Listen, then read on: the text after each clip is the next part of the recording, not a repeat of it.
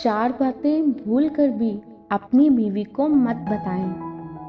कभी बीवी के सामने मत रोना, चाहे कितनी ही तकलीफ हो, कितनी ही परेशानी हो, अंदर से कितने ही टूट चुके हों, लेकिन बीवी के सामने आंसू मत बहाना, वरना तुम्हारी बीवी तुम्हें कमज़ोर समझना शुरू कर देगी और सोचेगी कि जो अपने जज्बात पर काबू नहीं रख सकता, खुद पर कंट्रोल नहीं कर सकता, तो वो मेरी क्या हिफाजत करेगा।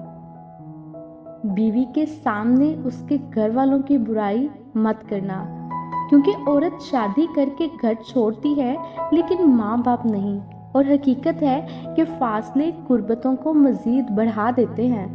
एक तो वो पहले ही माँ बाप की जुदाई बर्दाश्त कर रही है, ऊपर से तुम भी अगर उनकी बुराई करोगे तो उसके दिल से उतर जाओगे।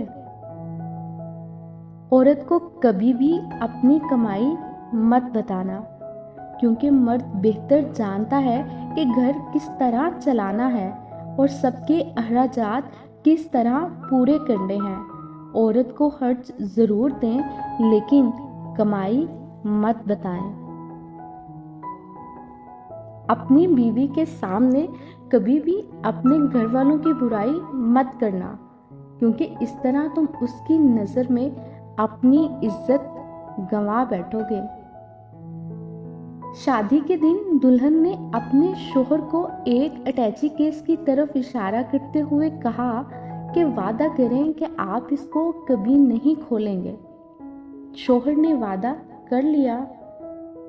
शादी के 50 साल बाद जब बीवी बिस्तरे मर्ग पर पड़ी थी, तो शोहर ने उस अटैची केस की याद दिलाई और कहा कि अब तो बता दो उसमें ऐसा क्या है।